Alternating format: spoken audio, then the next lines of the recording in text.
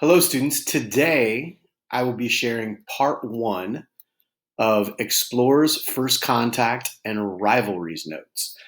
You will be following along with your Explorer's First Contact and Rivalries guided notes. This will take us through the first couple of pages of that. All right. So the first thing we need to do today is I need you on page 16 of your history notebook to title it Beliefs. So title page 16 of your history notebook, Beliefs. And then I need underneath that for you to answer these two questions. The first one is, what beliefs do you have that are most important to you? Now, these may or may not include religious beliefs, but I need you to think about this because it's very important for the lessons, for this whole lesson. What beliefs do you have that are important to you?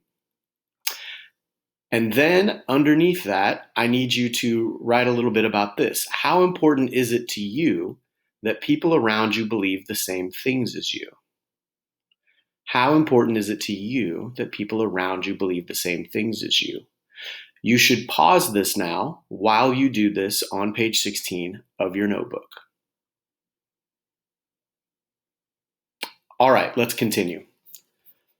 The story of Spain. Now let's notice here that we are kicking off here with the story of Spain.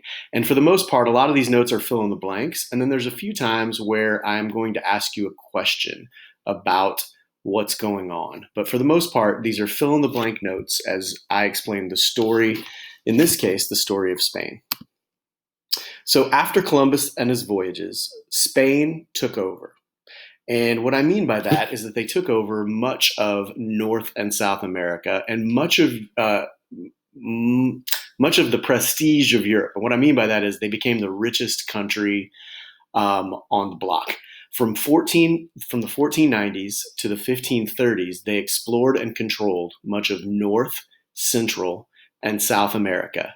And they took a lot of gold and silver from the natives. Now, if you've done your assignment on called Spain Starts an Empire in TCI and done the anticipation reading guide, you know the story of how they did this middle paragraph right here. That's why I had you guys do that over this last weekend.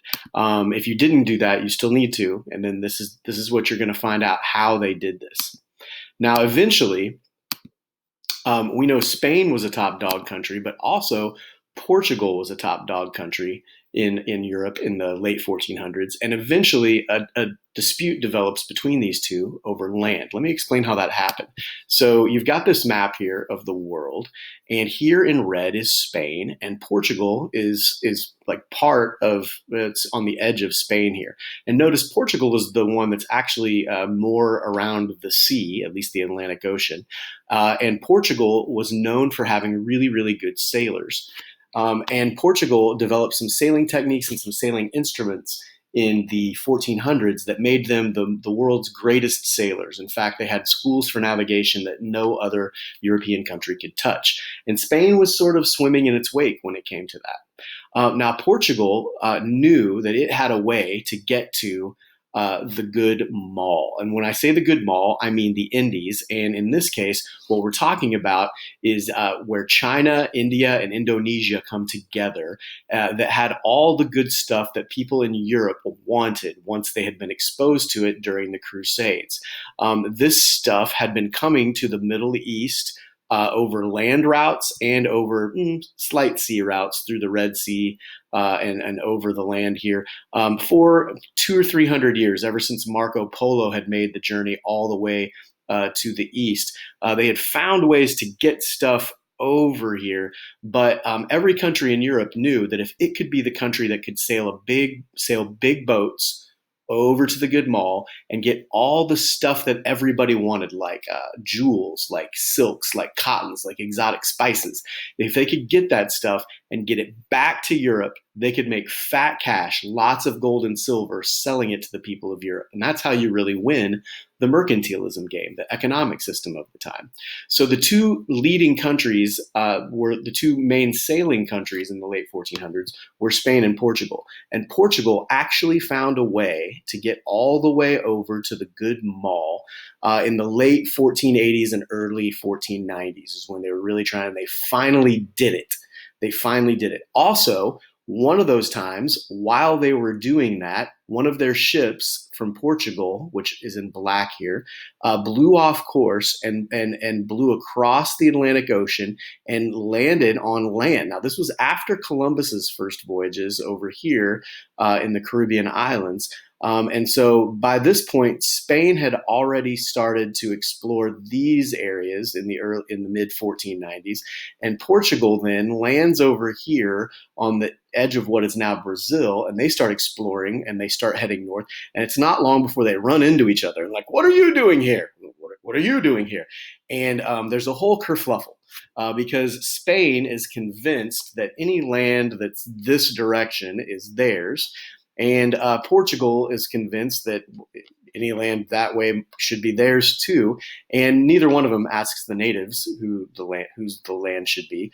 And so they actually both go to the one person who can settle a dispute between two good Catholic countries in the 1400s. They go to the Pope.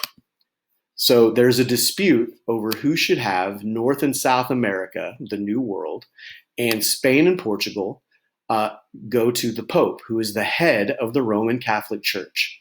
And he stepped in and he drew a line to divide up the New World. He stepped in and he drew a line to divide up North and South America for Spain and Portugal. And they called this time when the Pope stepped in, they called it the Treaty of Tordesillas.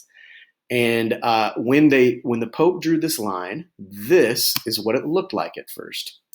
This was line number one. He drew the line, and Spain's like, "Come on, Pope, no fair."